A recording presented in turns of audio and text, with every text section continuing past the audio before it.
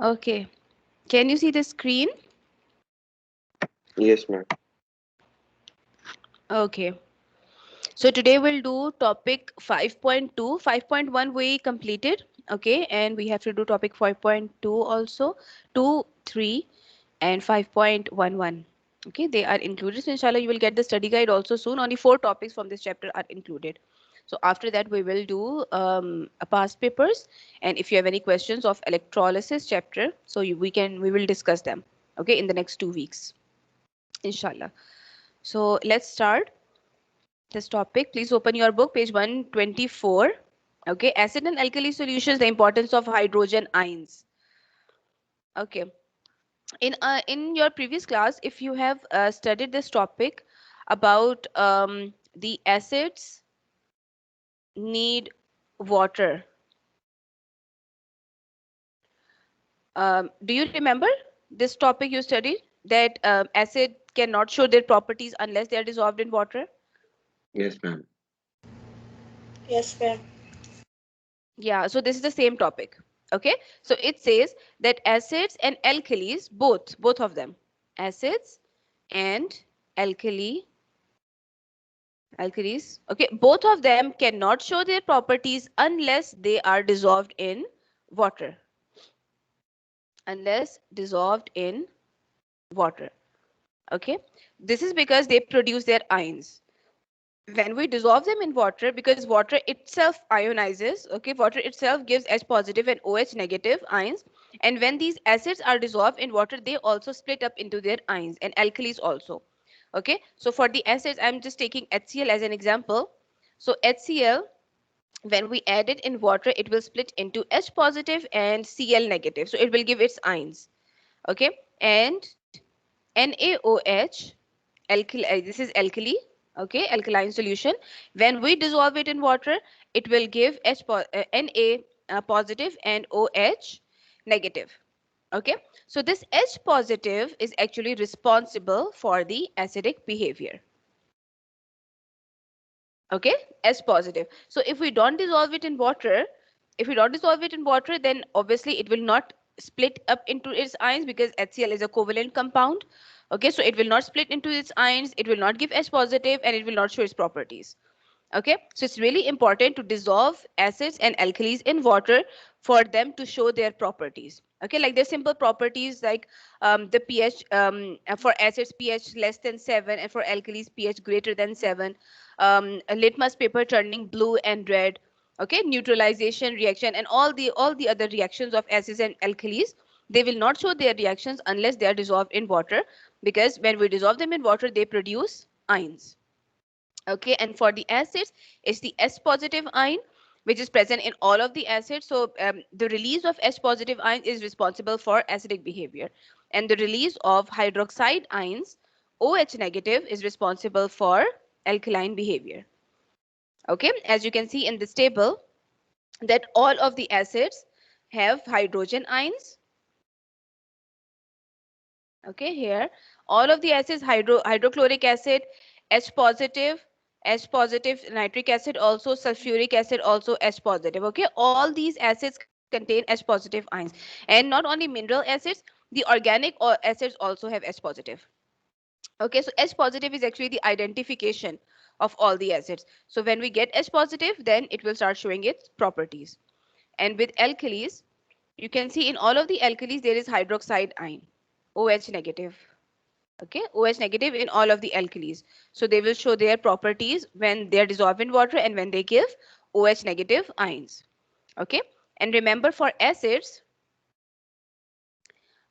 in acids it's the combination of H positive and non-metals. Okay, non-metal or non-metals, and non-metal forms negative sign. Okay, H positive, and whatever non-metal is present, it will form its minus sign. Okay, and for the alkali, it's the metal which forms positive sign, and OH negative. Okay, so whatever metal is present, you can see that in acids non-metals are present, in alkali all the metals are present. Okay,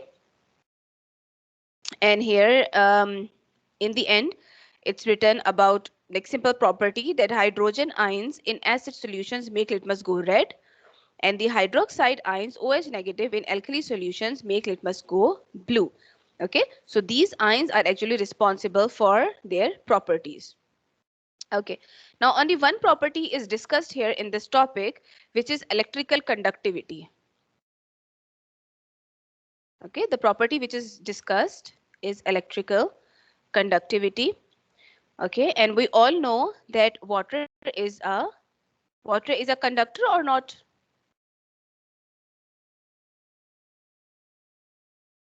Simple question. It is. Yeah. Does water conduct electricity? Yes. It Okay. does. Water is a good conductor of electricity.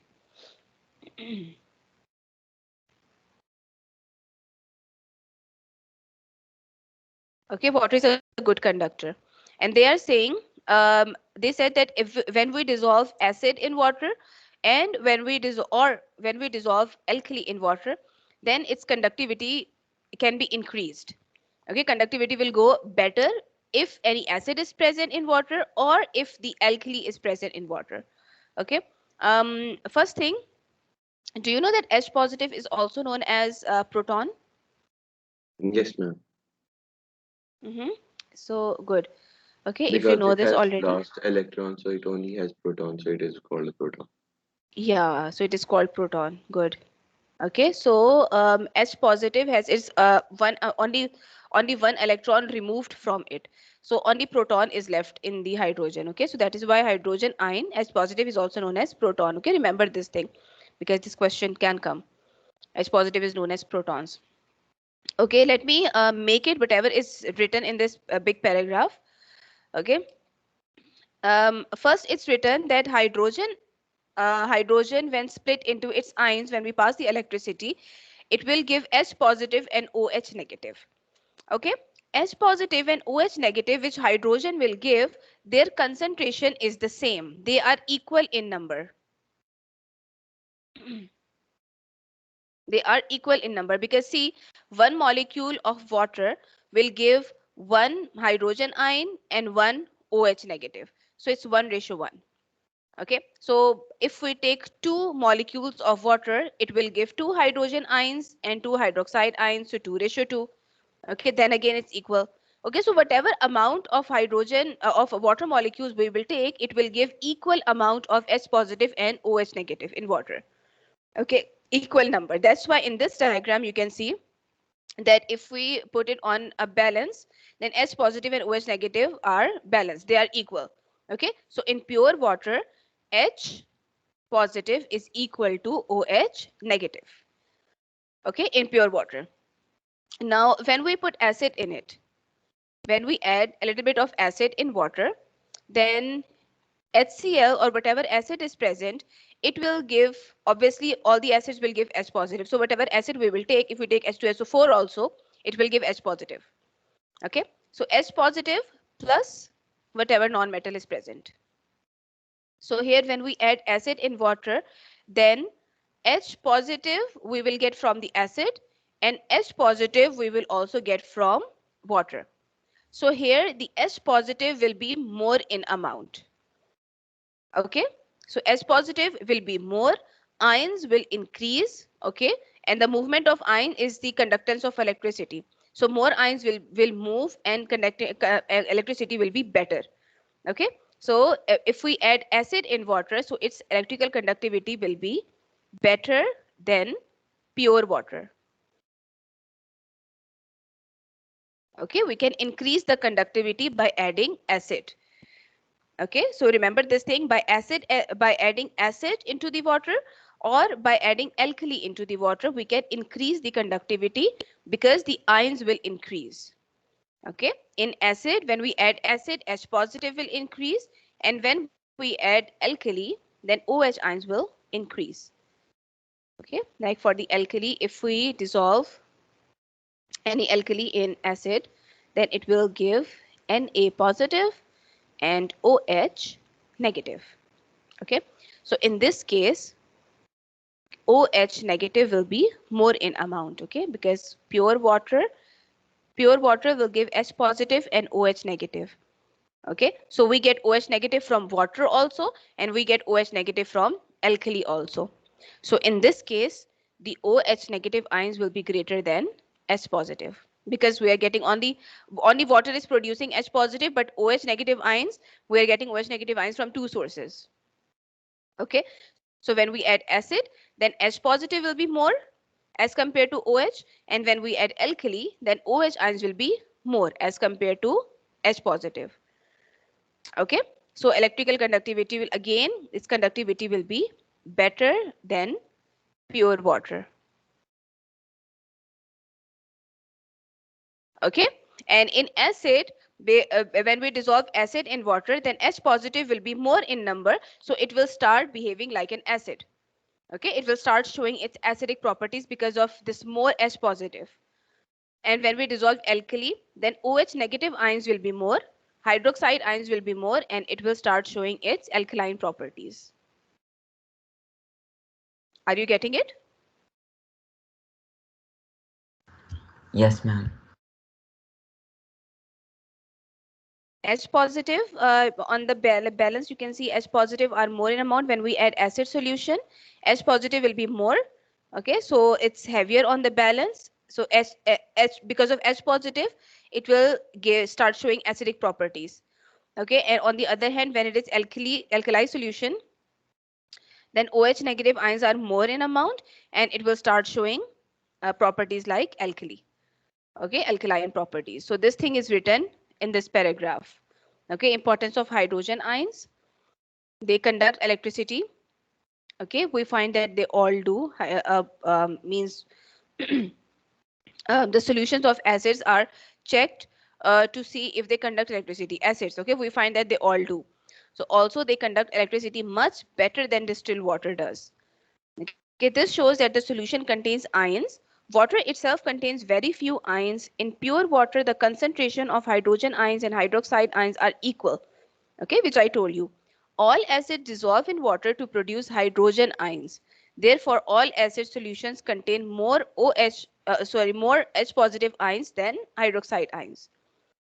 Okay, so H positive will be more as compared to OH negative. And in the next paragraph, it's written, the same thing is written about alkali solutions, that when we dissolve it in water, then it conducts electricity better than distilled water, better than pure water, and OH negative ions will be in excess. Okay, they will be in more number as compared to H positive. Okay, when will the period over? 9? 9:40.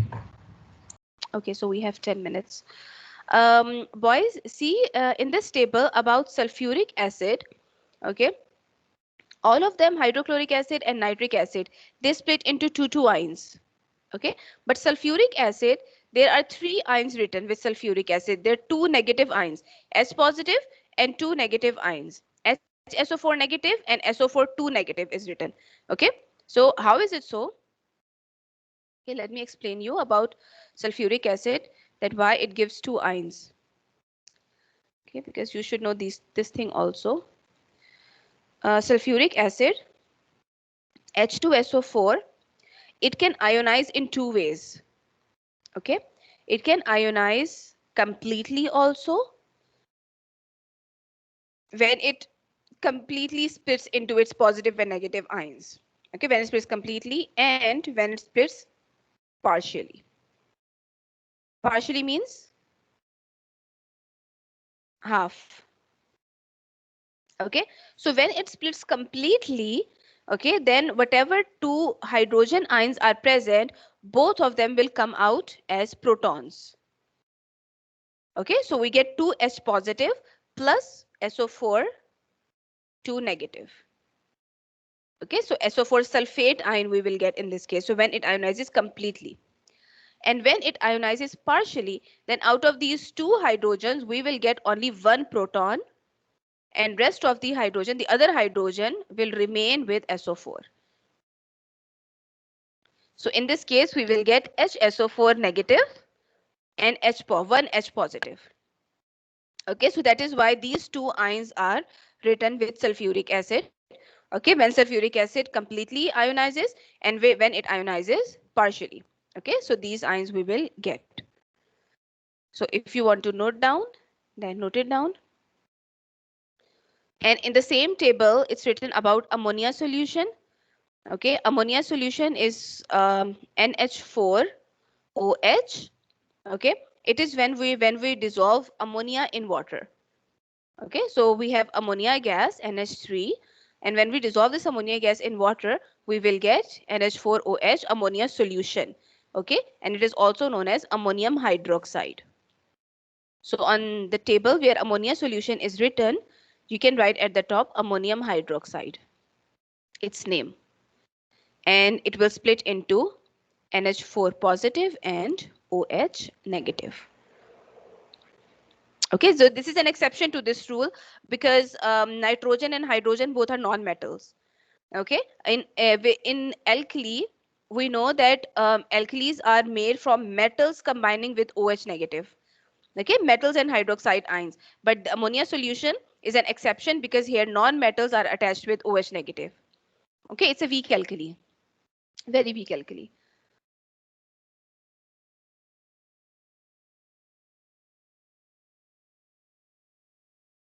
Done, written? Yes, ma'am. Okay, boys, if you have any problem in anything, you can ask. Okay, you're sitting so quietly, but it's okay. But that you should ask also. Okay, if you have any problem. Now, next is the importance of water. Okay, in importance of water, I'll just start it. Okay, let's see when the time finishes, just let me know. Okay, importance of water is H2O.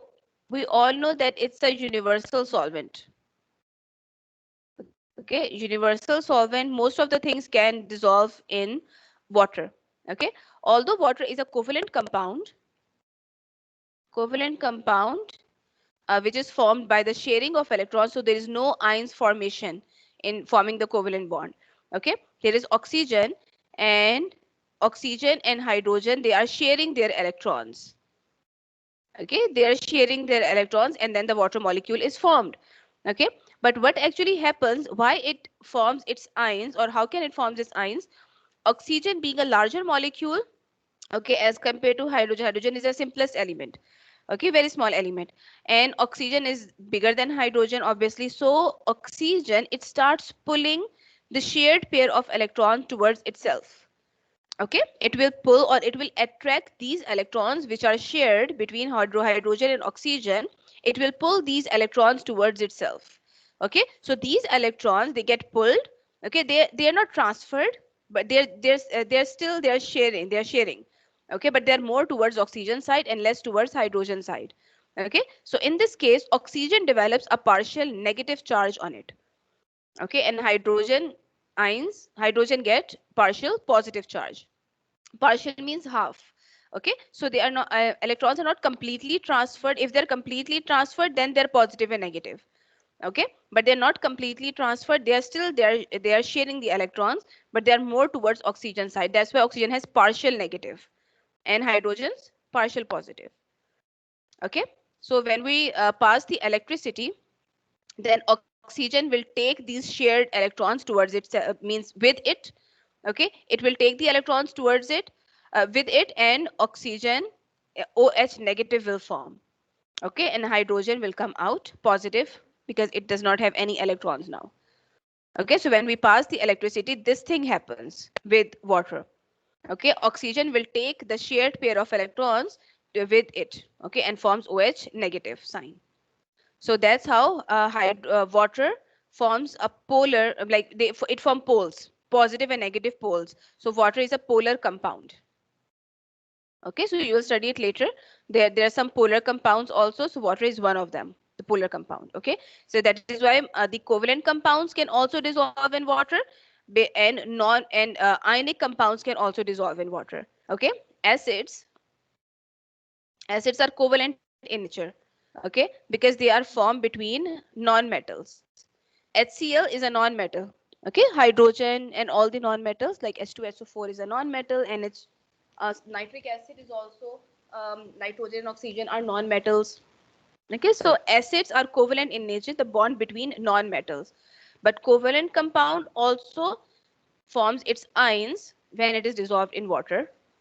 Okay, and alkalis, sorry. Okay, alkalis they are already ionic in nature.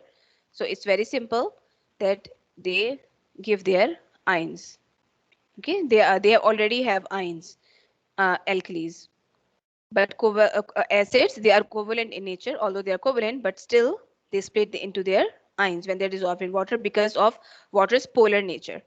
Okay, so water is a covalent, but it will give its ions.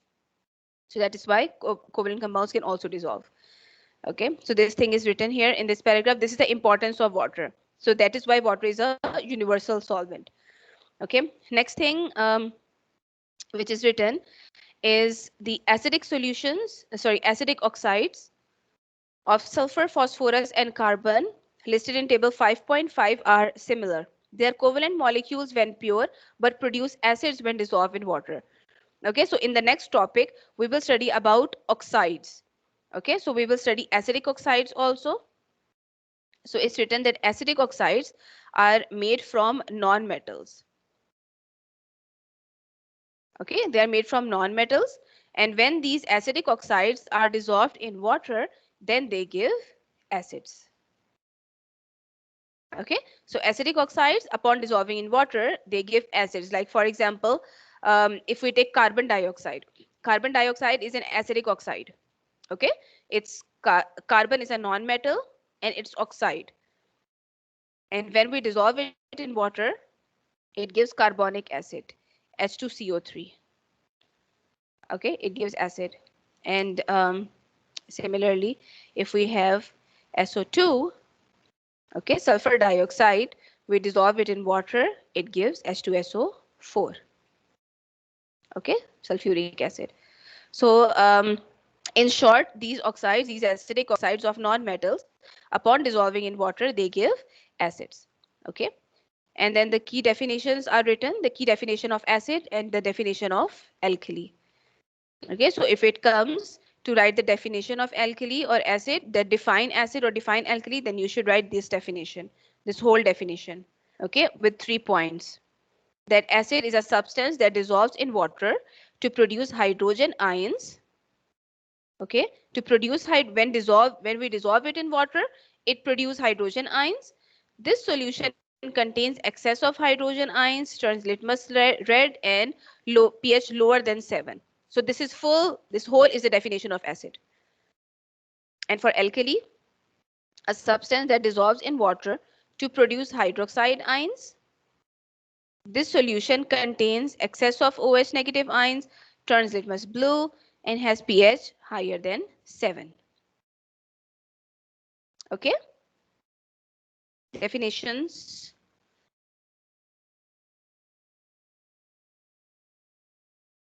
Any problem, boys?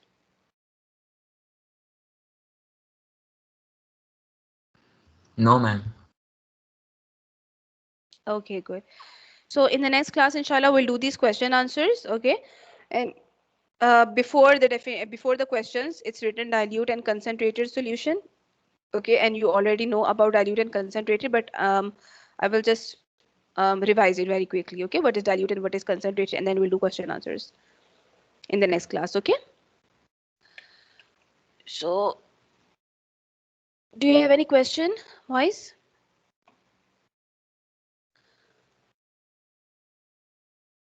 If you don't have, then you can go and prepare for the next class. Okay. Yes, ma'am. Okay, beta. Allah Hafiz.